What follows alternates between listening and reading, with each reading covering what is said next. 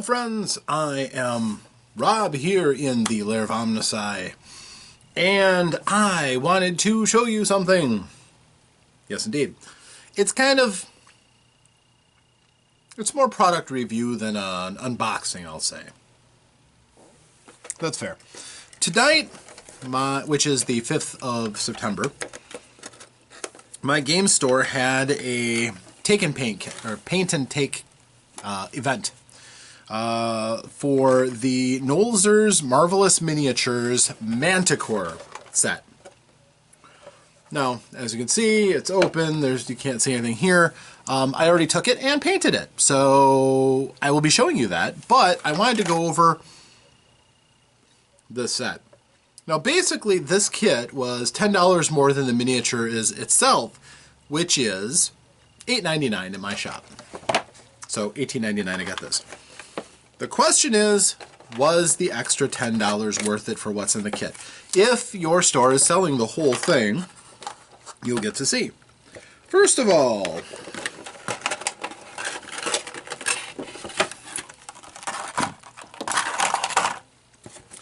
there are two brushes. And I already lost the plastic protecting tube on one of mine. One is a fine grain brush. The other is a little bit more loose grain brush. Obviously, I capped the one that has comes to the finer point for detail work, and the one for broader strokes. They are fine brushes. They're tight. The bristles are good. All in all, they'll be fine alongside of my other brushes. That's fine. Paint brushes, however, are dirt cheap, and I'm not going to get excited about two brushes. So value about, 50 cents to $1 on each of those. You get a rinse cup. Okay, your mileage may vary. This is almost too small for me to use as a rinse cup, but if you're on the go and you want a little travel cup, it's sealed so that you can put water into it and paint where you like. So there's that. There is a series of 12 colors. These are paints and washes, and we'll get into that in a second. It also has 3 little mixing trays built into this. So that I don't hold any value on, and we'll be getting rid of that quickly. I have palettes and mixing trays already, so if this is your very first kit, go ahead and use those. They'll be fine. But ultimately, it's not really worth having to keep all of this stuff together.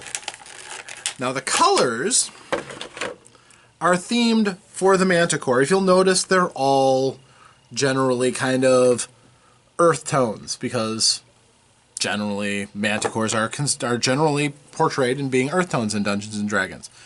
So the colors that you get are tan,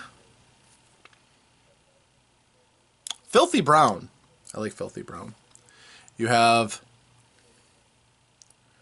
heavy sienna, which is a dark brown. You have sepia wash. It has 2 ink washes in here, which is cool. Heavy ochre, which, kind of a yellowish tan. And then there is heavy skin tone. You'll see a lot of heavy skin tone because that's what I use for the body of my Manticore. The other trays, we have bone white and off-white. We have, what is this? Pale yellow. We've got cadmium skin, so really, really bright. When it sets, it kind of, you could be forgiven for using that as, more Caucasian flesh tones. Did not use any on my Manticore, though. Then we have dwarf skin, which is ruddy. It's got definitely a lot of red and red mixed into the pink. And then we have flesh wash, which again, more red in that ink to kind of humanize things. Add that extra element, a little bit of a blush. And because it's one of the Nolzur's, it has the base that you will want to super glue to the miniature. And then you're like, okay, Rob, the miniature, was it any good?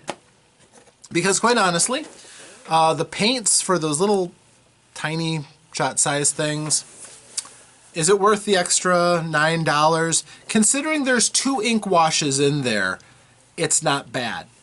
It's not terrible. They're pre-mixed for good colors that you can use over and over again until they run out. So I'd say that's probably about a good $5 in paint, being a little generous, but, and the ink washes, yeah, would make you about $2 of ink wash each color, so yeah, I'd say it's about worth it. Not a huge savings. No, you can definitely get inks cheaper and then you can get more. Most craft stores will have some inexpensive acrylic paint and then you can get practice in blending and mixing up your colors, but okay, so was it worth it? Well, this is not the miniature. This is a Manticore from WizKids. Small, cute, easy to think that this is the kind of creature that could threaten the level of adventurers. It's got the little tail with the spikes. This is kind of what most people think of as a Manticore. About medium size. So, this is what my little friend looks like. Now, as you can see, the scale is for a bigger scale. I think of this one more as the mythical Manticore, like you might find in the Theros game, which is kind of a little bit bigger than life. But this Manticore, first of all, has a much more human face than some editions have had. And I kind of got lucky and got the eyes pretty good. Not complaining. Little brow work to finish off the human features. All in all, I think he turned out pretty good. The wings, pretty standard, draconian, almost bat-like wings. More draconian because they come out, they're not joined at any point other than those 2 pinions at the off of the shoulder. And they're nice. I use the filthy brown for those because I thought of him more as being kind of a desert, Badlands predator, and he would use those to kind of blend into the surroundings a little bit more. If you notice the body, they went with more of a bare skin look. This isn't fur, it's the texture of skin. So it's pretty smooth until you get to the mane. So I went with the heavy flesh tone. He kind of gives him a little bit of a flayed look, but also more of a kind of a tanned, a little bit more of a tanned look. And for the face, I went with a mix of the dwarf skin for a little bit ruddier color and the heavy flesh tone. I used the heavy heavy sienna for the mane, so brown almost to black. And he's got a lot of hair. He's got all underneath and everything. I did a pretty good job of filling everything in. And I went with a bone color. Now look at the spikes. These spikes are epic. Honestly, I've always felt that most miniatures portray Manticores with a pretty disappointing arsenal when it comes to spikes. I mean, these little things aren't going to scare anybody. They're cute. On the other hand, they're not going to get caught on anything. They kind of help this out by having this huge spiky arsenal poised over its body, so it's tucked in a little bit more, so it's not going to get caught on everything. The wings will be doing that, so you're still going to have a great amount of care when transporting this. And I haven't dry brushed this or used any of the washes. I just did this at the hobby shop just now. I haven't painted it, or I haven't put it onto the base yet. The ground I went with tan, just to give it that kind of buff, rocky color. It's textured for ground. It works well for me. And I just went with bone white for the tail spikes and for the claws. I figured the bone spikes on the tail, they'll regenerate. They shoot them off and then they grow back. So they're going to be basically new bone. They don't need to look weathered. And I never really liked, I know some people have painted them black before, and they're bone. Why do that? And I also painted the tips of his claws also white. I used my magnifier to get as much detail as I could, but I didn't break down and weep when this is not a professional grade painted miniature, but I would say detail-wise, I did a better job than the metal miniatures that I've reviewed. I'm overall pretty happy. I like how it came out looking. Again, I'm going to dry brush it a bit. The wings are just a little too bright. I'm going to take some of the sienna wash or sepia wash and give it a quick over. I will probably do a little bit of dry brushing too with probably a red. I want to get the tones a little bit more reddish. But yeah, that is what the new Nolzur's Marvelous Miniature Manticore looks like. It's a fine miniature. He's a big boy. And definitely, and I just want to say this too, in the experience of it all, painting at my hobby shop is always kind of an interesting thing because there's gamers that constantly come in and talk and everything like this. For this event, I had two young folk who were painting their own. They had a third friend who was chatting with them. And it was really nice to spend some time with people who were excited about gaming, who couldn't wait to play. And the one who's clearly the dungeon master of the group is like, I can't wait to use this. You guys are going to have fun when you see this. I'm like, and I couldn't help it. You know, I've painted a bit. I'm not an expert. I'm certainly not going to be a Golden Demon Award winner or anything like that. But it was nice to give them a little bit of a hint here and a hint there. They were using there's a tutorial basically explaining the color schemes and how they got those color schemes that you could scan a QR code on the side and go, or you could just go to the website. And he was basically talking about how the colors got to be the way they were. And I'm like, he's not teaching you anything about technique. Here's a few things that you can learn and hopefully it'll help you out. Maybe if they get the hunger to really paint miniatures for themselves, they'll look up a YouTube site or something like that. Clearly my site isn't going to have that. But I gotta say, nice kids. Really cool to see these younger folk playing and very conversant in D&D. Occasionally they were talking and they were like, we don't want to bother that other guy. And I'm like, hey kids, I'm enjoying listening to you guys talk. And you're excited about gaming and that makes me happy. And every once in a while I throw in a comment. It's like they're looking back through some of the old modules and they're like, oh yeah, there's that Tomb of Asarak or Akarak. And I'm like, that's a Sararak. I couldn't help but chime in just a little bit. I admit it. I kind of wanted to jump in there and I wanted to show them, you know, the history of this hobby they're just getting into. But that isn't my place. And maybe they'll come to the site. I gave them the address and everything if they're interested. But it would be really cool. And, you know, they become new subscribers. That's awesome too. But if you do watch this video, kids, you rock on. You're doing the right thing. Be excited about the hobby. It's a good hobby. Great use of your imaginations. One way or the other, we ended up with cool miniatures, and they were kind of stressing out about how their painting was going to end up. I didn't use the video. I didn't go with their defined view, which looks very pretty. And I'm sure if they follow the steps point by point, theirs won't look quite as flat. It'll be a more nuanced miniature for them.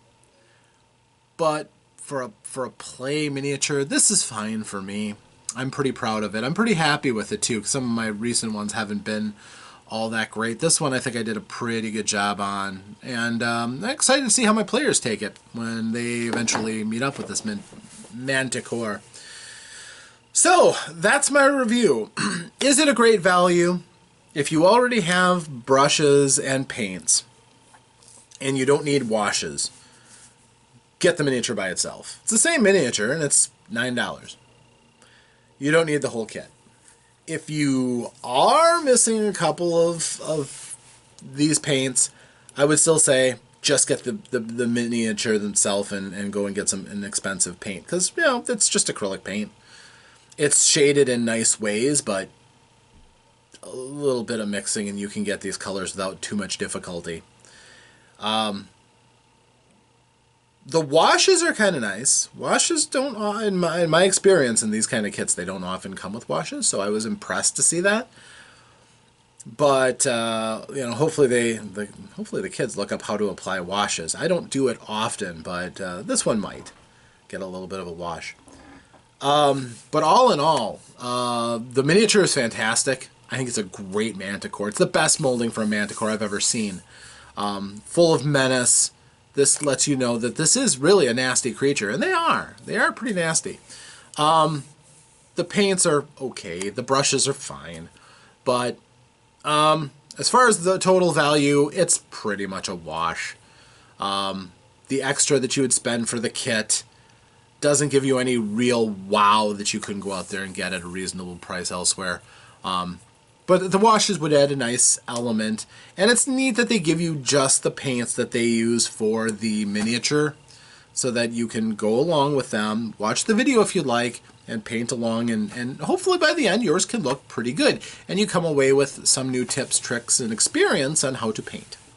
So that's my take. Everything in one box, except with the exception of paper toweling, maybe some newspaper to protect your surface, and water for the rinse cup. Everything in the box at once, well thought out product. Even if I don't think the value is phenomenal, it's decent.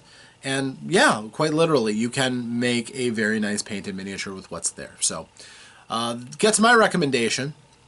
But the miniature, absolutely. Hands down, I wouldn't have a problem paying $9 for that miniature. It's really nice. It is, like I said, without reservation, the best Manticore I've seen yet. Especially for a D&D Manticore. I mean, just looking at those tail spikes, my goodness, this thing has an arsenal of absolutely deadly weaponry, and its teeth and its claws look, yeah, it's a nice monster. All right, folks, thank you very much for joining me. I will see you soon in video form if you stay tuned.